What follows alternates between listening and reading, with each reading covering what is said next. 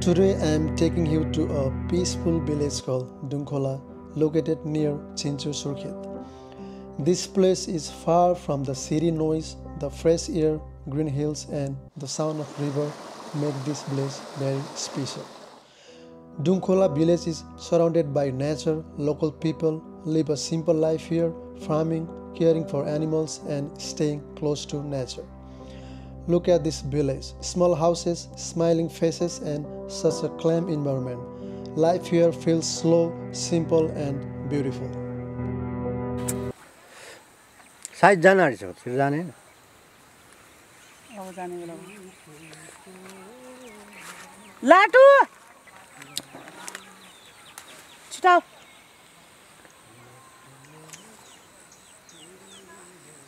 ए लाटु हो यो यो खेत तपाईहरुको हैन यो हाम्रो पर उठाइसकेको नि छ त त्यहाँ अझ दुईटा गरे हाम्रो लास्टमा ठाउँ के अब अझ दुई घरको छ त्यहाँबाट पानी परन भिड्दैन नै अब पानी अहिले आउन के हामी भ्याइहाल्छौँ आज हामी राति साँझ 6-7 बजेसम्म उठाउँछौँ आजै उठाइसक्नु त्यो अझ पारबाट ल्याउने अझै झिन्जु जाने भने सोल्टिनाको कहाँ जाने भयो त आज हुँदैन म भोलि पनि आउन सक्छु कहाँ काठमाडौँ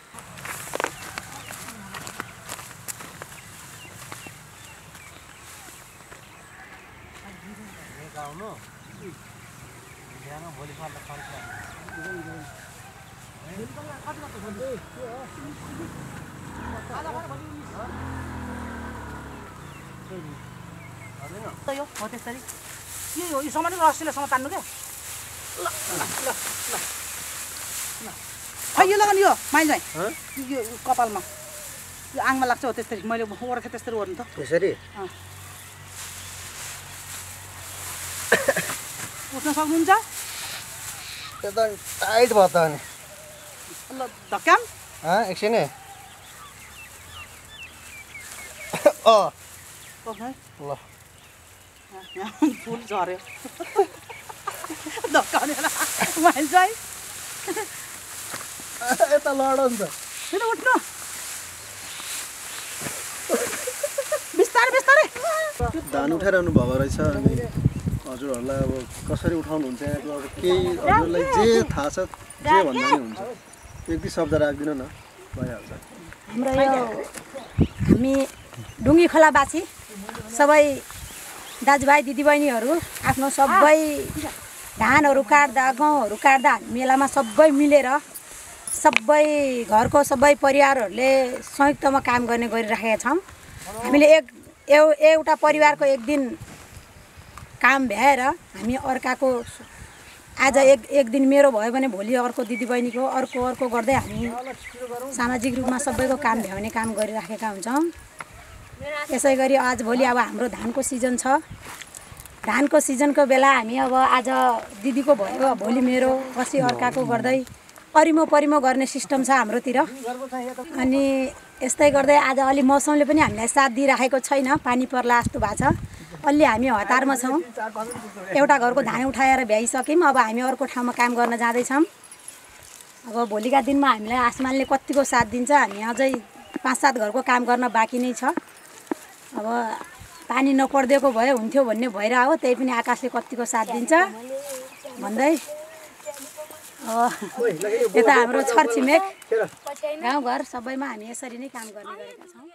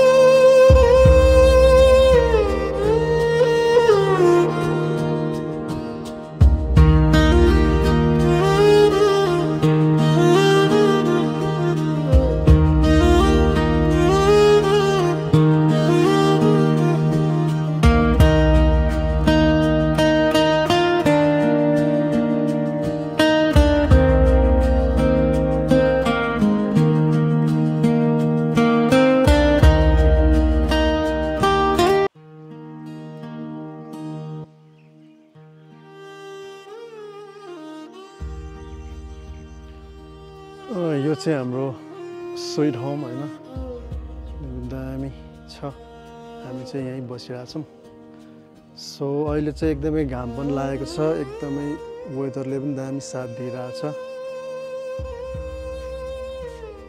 यहाँ देख्नु सक्नुहुन्छ मजाले धान सुकिरहेछ सो यो चाहिँ सुर्खेतको दुङखोला भन्ने गाउँ हो यो गाउँको नाम चाहिँ दामी धानहरू फलिरहेछ प्राय धानहरू चाहिँ काटिसकेको अवस्था छ प्राय धानहरू उठाइसक्नु भएको छ सो यहाँ थोरै रहेको रहेछ पाक्नलाई बाँकी सो यो घुम्दै गर्दाखेरि चाहिँ हामी ठ्याक्कै यहाँ बाजेलाई भेटाएँ बाजे चाहिँ जोतिरहनु भयो रहेछ बाजे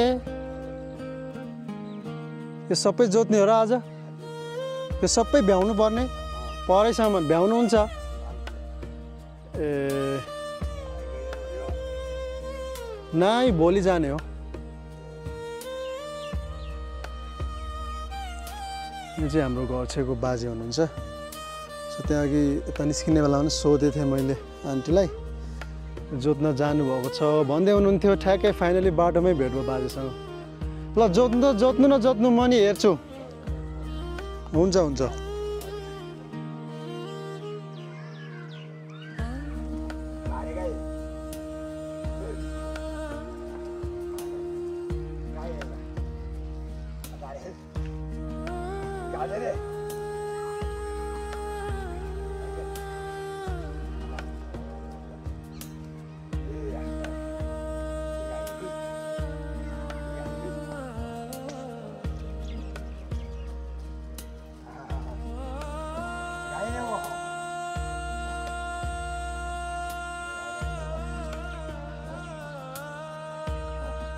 सो अहिले चाहिँ हाम्रो टिम पनि ठ्याक्कै भेट भएको छ रबिन भाइ चिसो छ यहाँ हाम्रो ज्याकी दा हेलो हेलो नमस्ते बस्मी म्याम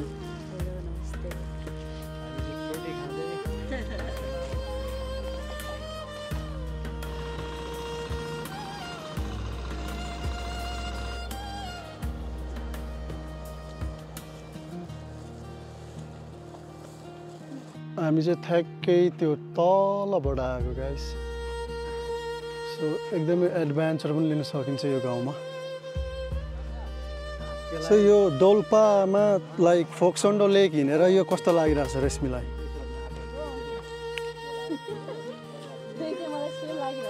ए हो यस्तै होला सुरुमा त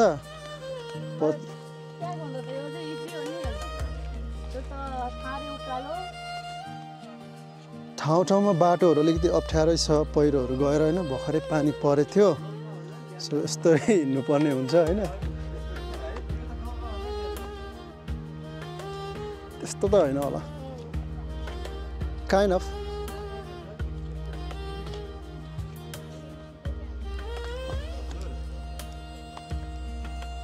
कति सालदेखि बस्नुभयो यो ठाउँमा यहाँ उनी त पहिले कति साल आउनुभएको थियो अब बाजेहरू आउनुभएको हजुरआमा यहीँ जन्मिनु भएको होइन त सुर्खेतदेखि माथि जानुभएको मान्छे हजुरबाजे हजुरबाजेहरू आएको गरे म त यता यो गोटीगाँडादेखि यसो वरिपरि गरेर गोटीगाँडा सँगसँगै पर्छ यस्तोपट्टि जाऊ सुर्खेतदेखि माथि यो ठाउँको नाम यो ठाउँको त डुङ्गी खोलै पर्छ पल्लोलाई सानो डुङ्गी भन्छन् यसलाई ठुलो डुङ्गी भन्छन् यो घरमा बस्नुभयो कति साल जति भयो हजुर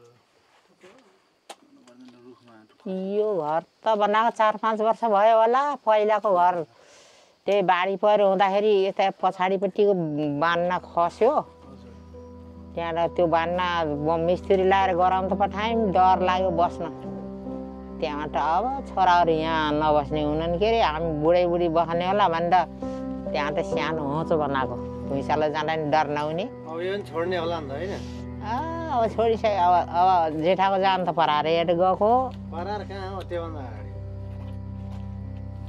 15-16 साल भइसक्यो जेठाहरू गएको त जेठाको त पराएरै हो 15-16 साल भइगयो। अब अहिलेबाट कान्छाले पनि छोड्ने भइगयो। अनि अब हजुरआमाहरू चाहिँ छोड्ने कि नछोड्ने त? आठखुट्टा चलुन्जेल त बस्नै पर्ला। नछोड्ने, हातखुट्टा चल्न छोडेपछि छोड्ने। बजारमा गाउँ यही रमाइलो हुन्छ, अब यही हुर्केको ठाउँ। कहाँ फेरि यहाँ फुलफलार सब खान पाइन्छ। बजारमा रुपियाँले मात्रै खान पाइयो। अनि मामाहरूले आएर लिएर गइहाल्नुहुन्छ? लग्छन्, लग्न त कहाँ आफूले छोडेपछि कहाँ रहन दिन्छन्? रहन दिन्न नि। गुना बाँदर आउँछ, अहिले आफभरि बाँदरले खाइथ्यो। आफू बसेको जस्तो हुँदैन। हुन्न।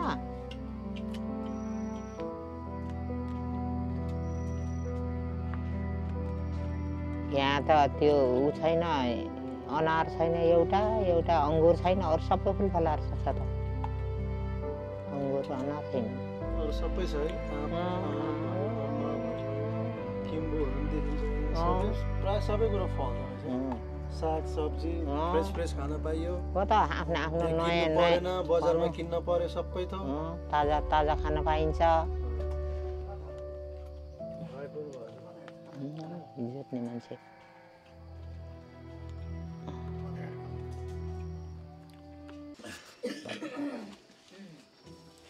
हजुर कति सालदेखि बस्नुभयो यो ठाउँमा? हजुर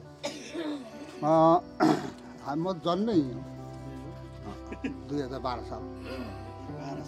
अहिले 82 साल जन्मै हाम्रो बाजे हो। अरू के? अरू अब यहाँको ठाउँको बारेमा जे थाहा छ हजुरलाई सबै भन्दा हुन्छ। यहाँको बारेमा पहिला त बाघ भालु हुन्थे, 12-13 हातको 30 हुन्थे। अजिङ्गर भन्ने सापहरू, बाख्रा खान्थे। अनि अब हजुरबा नि यो छोडेर तल झर्नु कहाँ? नजाने। अनि मामा गइसक्नु भयो त? जान्छ कोही आफ्नो विचार हो।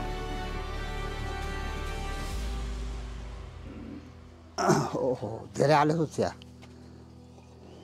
यही हजुर यही जन्मिनु भएको यही ठाउँमा? यही हुर्किनु भयो। अब यही ठाउँ त प्यारो हुन्छ त।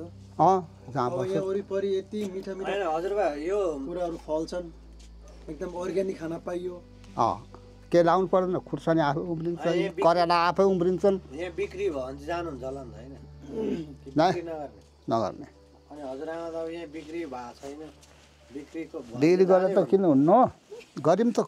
यो सबै वारिपारि हाम्रो हो त। अहिले 20-25 हजुरआमा जानेकोमा कान्छा छोरासँगै भन्नुहुन्छ के गर्छ? तपाईँ एक्लै बस्नुहुन्छ? अर्को विवाह गर्छु नि, अर्को विवाह गर्छु। हेर्नु हजुरआमा हजुरआमाको मा लाग्दैन? नलाग्यो कहाँ बसेछ त, मलाई लाग्छ बसेर जरा भयो त गइजान्छ भाइ। अलिक धेरै भइहाल्छ, अलिक खै अलिक दुध कम हाल्छ नि यहाँ। यस्तै ठिक हुन्छ। तल ल्याउँछु तल लगाउँछु दुध। यही जन्मिनु, यही हुर्किनु भयो, यो उमेरसम्म यही यही रमाइलो छ। अनि आमासँग चाहिँ कहाँ भेट भयो? मागेर बिहा गर्दा बाले मागेरै गरेको? चिन जाने थिएन, फेसबुक थिएन, यहाँबाट 1 दिनको बाटो। अनि यो घर पहिलादेखि पुरानै हो कि पछि? होइन, यो पछि बनाऊ। पहिला ऊ पारी थियो, बेचेर गएको साइलो दाइ। हामी त 6 भाइ हो त, सब मर्या, म मात्रै छु। म काइरा, जेठो, माइलो, साइलो, सुर्खेतदेखि माथि घर गऱ्यो भने ठाउँ। अनि हजुरबा त्यहाँ पुग्नु सुर्खेतदेखि माथि कति टाढो होइन? टाइममा गएन, हाम्रो बा अनि उसको बा मिलेर बिहा हामी जन्ती गएर होइन हेर्न त जानु होला नि त। एकै दिन गर्थ्यो बाले पठाएर। मलाई हजुरबा देख्ने बित्तिकै मन परेको थियो कि त्यस्तो अब कुराकानी भएन। जानुपर्ने बाउले भने नगए त मारे नि। हाम्रो बासा ब्रिटिस आर्मी हो त, बलिया छ, बिहानमा बस्नु हामी त हेर्नु अहिले कहाँदेखि आइपुग्यौँ नि आज हिँड बस्नु त होला होइन जाने बुवा भोलि त फर्किने भाले काटी खाऊ न यार एउटा भाले राखिदियो यो चाहिँ डुङखोलाको स्कुल यो हाई स्कुल हो र मावि सो ठ्याक्कै हाम्रो माइजीसँगै भेट भयो यहाँ चाहिँ उहाँ चाहिँ उहाँको यहाँको टिचर हुनुहुन्छ अनि अहिले ब्रेक हो कि छुट्टी हुनु लागेको ब्रेक हो सन्चै हुनुहुन्छ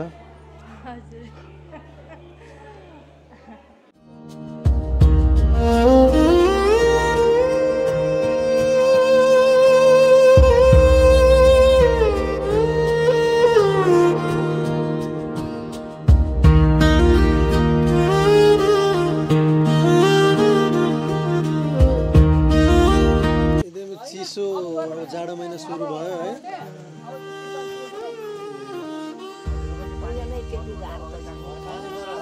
यही ठाउँमा जन्मिनु भएको हो मेरो रुकुम रुकुम हो रुकुमबाट मायादु रुकुम घर सल्यान घरबाट भनेपछि रुकुमबाटै यहाँ आउनुभयो यहाँ सर्नुभयो यहाँ कति सालमा आउनुभयो यिनीहरू छोरा सानो थिए यहाँ हुँदा नि माथिको घर आउनुभयो होला पहिला त नि 50 वर्ष जति भयो क्या अलि बढी भयो सायद हामी कति साल आएको